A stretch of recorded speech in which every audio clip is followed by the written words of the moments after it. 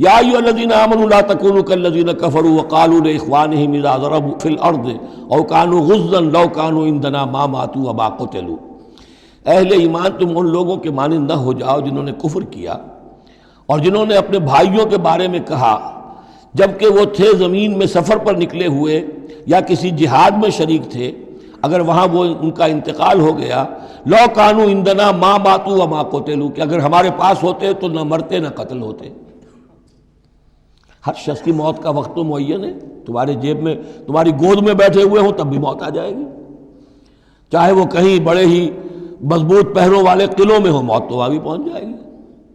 تو تم ان لوگوں کی طرح کی باتیں نہ کرو، یہ تو کافروں کی طرز کی باتیں ہیں، اگر ہمارے پاس ہوتے، اگر جنگ میں نہ جاتے تو بچ جاتے، یوں ہو جاتا تو یوں ہو جاتا، یہ ساری باتیں در حقیقت جیسے ایک حدیث میں آتا ہے، حضور نے فرمایا ان کلمۃ لو تفتح عمل الشیطان،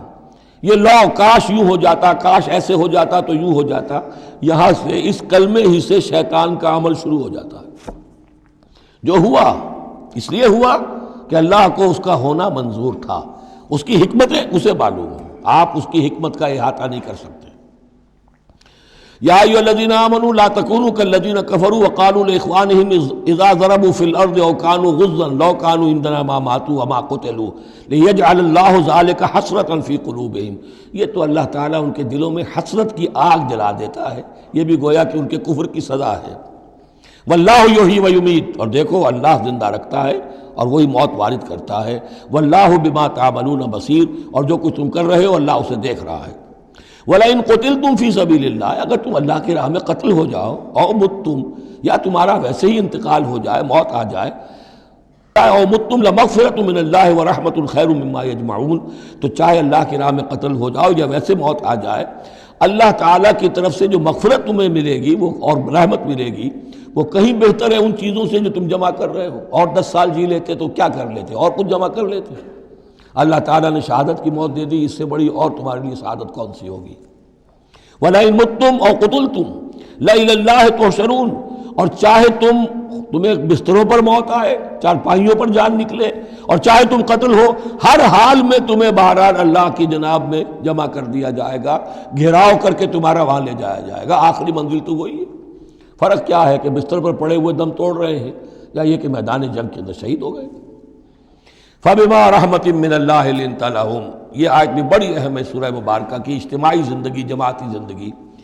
جو بھی امیر ہوں، صاحب امر ہوں، جن کے پاس ذمہ داریاں ہوں، ان کے تحت ان کے ساتھی ہیں،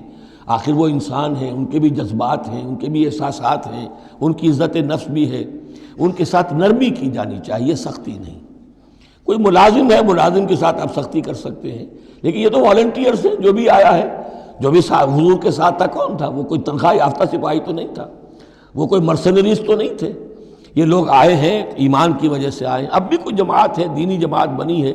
تو جو بھی لوگ اس میں کام کر رہے ہیں تو وہ جو ساتھی ہیں ان کے ساتھ ان کے امراء کو نرم رویہ اختیار کرنا چاہیے۔ فَبِمَا رَحْمَةٍ مِّنَ اللَّهِ لِنتَ لَهُمْ، تو یہ تو اللہ کی رحمت کی بات ہے، اللہ کی رحمت کا مظہر ہے نبی کہ آپ ان کے حق میں بہت نرم ہیں۔ وَلَوْ كُنْتَ فَظًّا غَلِيظَ الْقَلْبِ، اور اگر ہوتے آپ تند خو اور سخت دل، لَانفَضُّوا مِنْ حَوْلِكَ، تو یہ آپ کے ارد گرد سے منتشر ہو جاتے، آپ کو چھوڑ کر چلے جاتے۔ کوئی کارواں سے ٹوٹا، کوئی بدگماں حرم سے، کہ امیر کارواں میں نہیں خوئے دل نوازی۔ فاعف عنہم، اب چونکہ اتنی بڑی غلطی ہوئی تھی، بہت بڑا چرکا لگ گیا تھا مسلمانوں کو، حضور سے کہا جا رہا ہے اپنے ان ساتھیوں کے بارے میں بھی اپنے دل میں میل مت آنے دیجیے۔ غلطی ہو گئی ہے، کوتاہی ہو گئی ہے، اللہ نے معاف کر دیا ہے، فاعف عنہم، تو آپ بھی انہیں معاف کر دیں، عام حالات میں بھی معاف کرتے رہا کریں۔ واستغفر لہم، جو خطا ہو گئی یا ہو جائے اس پر استغفار کیا کریں ان کے لیے۔ وشاورہم فی الامر،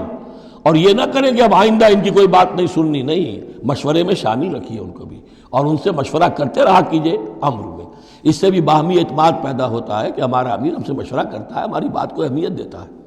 یہ بھی گویا کہ در حقیقت اجتماعی زندگی کے لیے بہت ہی ضروری بات ہے۔ فَإِذَا عَزَمْتَ، البتہ جب مشورے کے بعد آپ کا دل ٹھک جائے، آپ ایک ارادہ کر لیں، فیصلہ کر لیں، فَتَوَكَّلْ عَلَى اللَّهِ، تو اب کسی شخص کی بات کی پرواہ نہ کیجیے، پھر توکل سارا اللہ کی ذات کے اوپر۔ یعنی حضور نے مشورہ کیا تھا اس وقت، کچھ لوگوں کی رائے وہی تھی جو حضور کی رائے تھی، لیکن کچھ حضرات نے کہا کہ ہم تو کھلے میدان میں، ہم کاہے کو جان بچا کر بیٹھے ہیں یہاں پر، ہمیں تو شہادت کی موت چاہیے، شہادت ہے مطلوب و مقصود مومن۔ تو حضور نے ان کی رعایت کی، فیصلہ کر دیا۔ اب جو فیصلہ حضور کا ہے اب اس پر توکل، اس لیے کہ اس کے فوراً بعد جب حضور حضرت عائشہ کے حجرے سے برآمد ہوئے ہیں تو خلاف معمول آپ نے زرہ پہنی ہوئی تھی، ہتھیار لگائے ہوئے تھے، اس سے اندازہ ہو گیا کہ معاملہ کوئی سخت ہے جو آنے والا ہے۔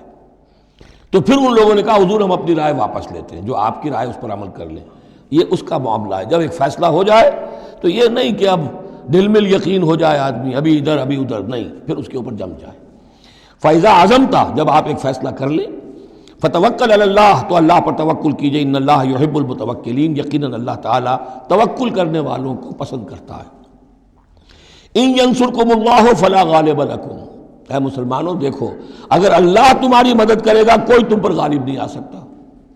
وَإِن یخذلکم، اور اگر اللہ تمہاری مدد چھوڑ دے، دستکش ہو جائے، فَمَنْ ذَا الَّذِي يَنصُرُكُم مِّن بَعْدِهِ، تو کون ہے وہ جو تمہاری مدد کرے گا اس کے بعد۔ وَعَلَى اللَّهِ فَلْيَتَوَكَّلِ الْمُؤْمِنُونَ، پس اللہ ہی پر توکل کرنا چاہیے ایمان والوں کو۔ وَمَا كَانَ لِنَبِيٍّ أَن يَغُلَّ، اور کسی نبی کی یہ شان نہیں ہے کہ وہ غل کرے۔ اب یہ غل اور غل یہ دو الفاظ ہیں عربی زبان کے، عام طور پر جو غل کا لفظ آتا ہے وہ مال غنیمت میں سے کسی چیز کا چوری کر لینا، اور غل ہے دل میں کینہ ہونا۔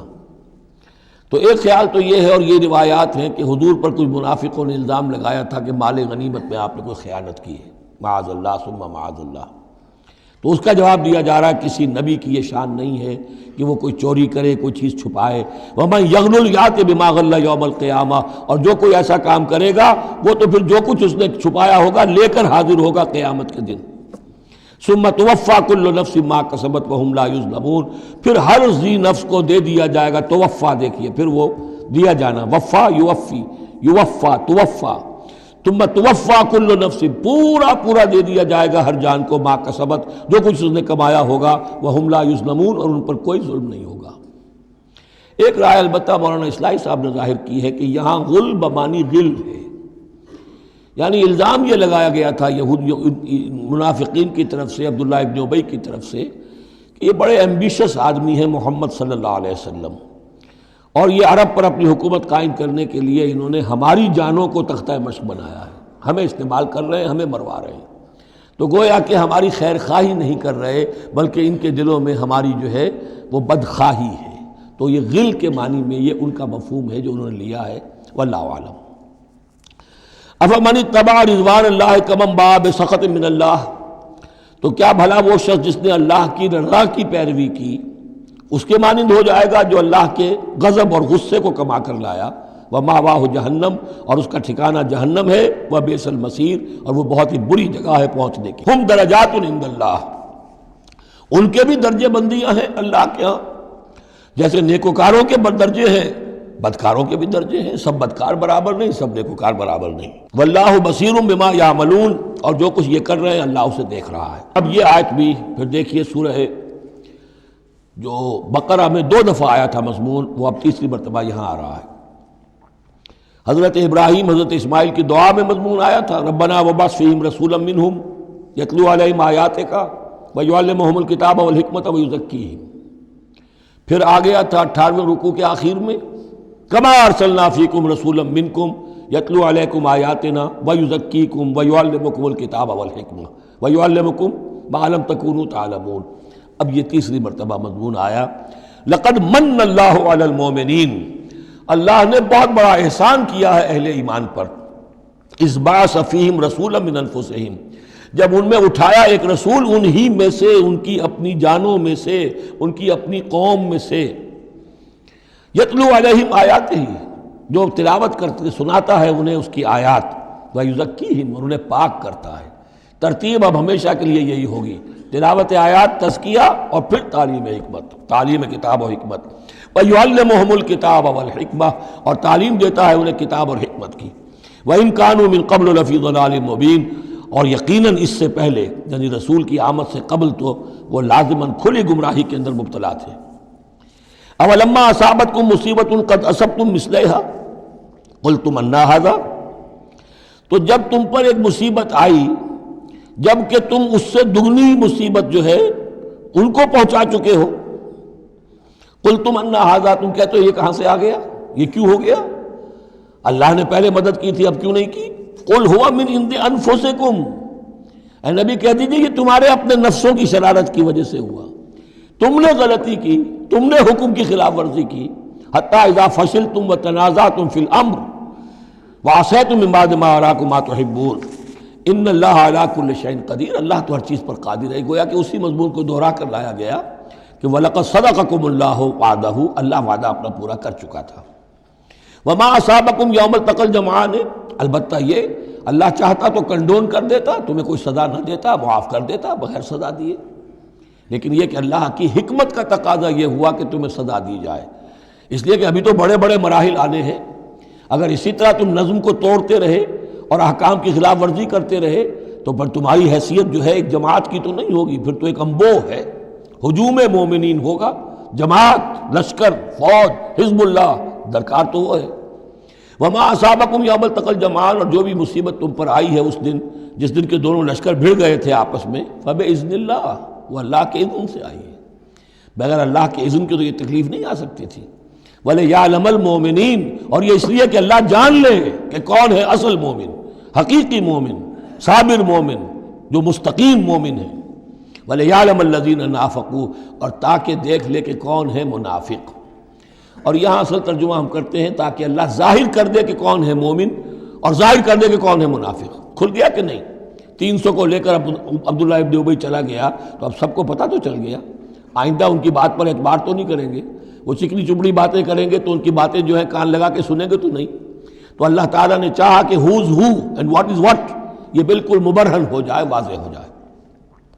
وقیل لہم تعالوا، اب یہاں وہ تذکرہ ہو رہا ہے آخر میں اس واقعے کا کہ جب کہ عبداللہ ابن ابی 300 آدمیوں کو لے کے واپس چلا گیا، اس وقت کچھ لوگوں نے اس سے کہا ہوگا کہ کہاں جا رہے ہو بے وقوفو، اس وقت تو لشکر سامنے آمنے سامنے کھڑے ہیں، اور 300 آدمی نکل جائیں 1000 میں سے تو بقیہ جو باقی ہیں ان کے بھی کچھ نہ کچھ دلوں میں کمزوری پیدا ہوگی، جیسے کہ بنو حارثہ اور بنو سلمہ کے اندر کمزوری عارضی طور پر پیدا ہو گئی تھی۔ تو سمجھانے والوں نے جب کہا وقیل لہم تعالوا قاتلوا فی سبیل اللہ، اب ادفعوا، آؤ بھائی آؤ، کہاں جا رہے ہو، اللہ کی راہ میں قتال کرو یا دفاع کرو۔ دفاع ہو رہا ہے، اب تو مدینے کے اوپر حملہ ہوگا تو کیا ہوگا، اگر یہاں پر یہ لشکر جو ہے شکست کھا گیا تو کیا تمہاری بہو بیٹیاں جو ہے پھر آ کر وہ انہیں لے کر اپنی باندیاں بنا کر نہیں لے جائیں گے؟ اللہ کی راہ میں جنگ کرو، اگر یہ نہیں تو کم سے کم اب دفاع جو ہے مدینے کا اس کے لیے تو کھڑے رہو۔ قالوا لو نعلم قتالا لاتبعناکم، ان کا اگر ہم سمجھتے کہ جنگ ہونی ہے تو ہم ضرور تمہارا ساتھ دیتے، یعنی یہ تو در حقیقت نورا کشتی ہو رہی ہے، یہ حقیقت میں جنگ ہے ہی نہیں، یہ محمد کے ساتھ ہی جو مہاجرین آئے ہیں مکے سے اور یہ جو مکے سے اب آئے ہیں چڑھ کر، یہ سب ایک ہیں کہ تھیلے کے چٹے بٹے ہیں اور ہمارا ان سے کوئی سروکار نہیں۔ لو نعلم قتالا لاتبعناکم ہم للکفر یومئذ اقرب منہم للایمان، اس دن وہ ایمان کی نسبت کفر سے قریب تر تھے۔ یقولون بافواہہم ما لیس فی قلوبہم، وہ اپنے منہوں سے وہ بات کہہ رہے ہیں جو ان کے دلوں میں نہیں ہے، واللہ عالم بما یکتمون، اور جو کچھ وہ چھپا رہے ہیں وہ اللہ کے علم میں ہے۔ الذین قالوا لاخوانہم وقعدوا لو اطاعونا ما قتلوا، یہ وہ لوگ ہیں کہ جنہوں نے کہا، ان کے جو بھائی جو وہاں پر مسلمان صادق الایمان تھے جو وہاں شہید ہو گئے، تو جو لوگ بیٹھے رہے تھے انہوں نے کہا لو اطاعونا ما قتلوا، اگر وہ بھی ہمارے ساتھ آ گئے ہوتے، ساتھ ہمارے چلے آتے، 300 ہم آئے تھے، وہ اور بھی آ جاتے تو قتل نہ ہوتے۔ قل فادرؤوا عن انفسکم الموت ان کنتم صادقین، تو اے نبی ان سے کہیے اچھا اگر سچے ہو تو اپنی جانوں سے موت کو ہٹا کر دکھاؤ، کیا موت سے بچے رہو گے؟ کیا موت یہاں گھروں میں نہیں آئے گی؟ ولا تحسبن الذین قتلوا فی سبیل اللہ امواتا، اب وہ پھر آیت آ گئی 19ویں رکوع کی، ولا تقولوا لمن يقتل فی سبیل اللہ امواتا بل احیاء ولکن لا تشعرون، سورہ بقرہ اس کے 19ویں رکوع کی آیت ہے۔ اور یہاں ولا تحسبن الذین قتلوا فی سبیل اللہ امواتا، ہرگز نہ سمجھنا ان لوگوں کو جو اللہ کی راہ میں قتل ہو جائیں کہ وہ مردہ ہیں، بل احیاء، بلکہ وہ تو زندہ ہیں، عند ربہم یرزقون، اپنے رب کے پاس انہیں رزق مل رہا ہے، رزق پا رہے ہیں۔ فرحین بما آتاہم اللہ من فضلہ، وہ تو خوشیاں منا رہے ہیں، شادیانے بجا رہے ہیں جو کچھ اللہ نے اپنے فضل سے ان کو عطا کیا ہے۔ وَيَسْتَبْشِرُونَ بِالَّذِينَ لَمْ يَلْحَقُوا بِهِم مِّن خَلْفِهِم، اور ابھی وہ خوش وقت ہو رہے ہیں، خوشخبریاں حاصل کر رہے ہیں کہ ہمارے اور بھائی بھی جو پیچھے رہ گئے، ابھی شہادت کی خلت انہیں نہیں ملی، وہ بھی آئیں، اور جو ہمیں اللہ تعالیٰ نے ناز و نعم کے اندر اس وقت رکھا ہوا ہے اس سے وہ بھی شاد کام ہوں جو ان کے پیچھے ہیں۔ اللہ خوف علیہم ولا هم یحزنون، کہ ان پر کوئی نہ خوف ہوگا اور نہ وہ کسی حزن سے دوچار ہوں گے۔ یستبشرون بنعمت من اللہ وفضل، اور وہ تو خوشیاں منا رہے ہیں اللہ تعالیٰ کی نعمت کی وجہ سے اور اس کے فضل کی بنا پر، وَأَنَّ اللَّهَ لَا يُضِيعُ أَجْرَ الْمُؤْمِنِينَ، اور یہ اس بات پر کہ اللہ تعالیٰ اہل ایمان کے اجر کو ضائع نہیں کرتا۔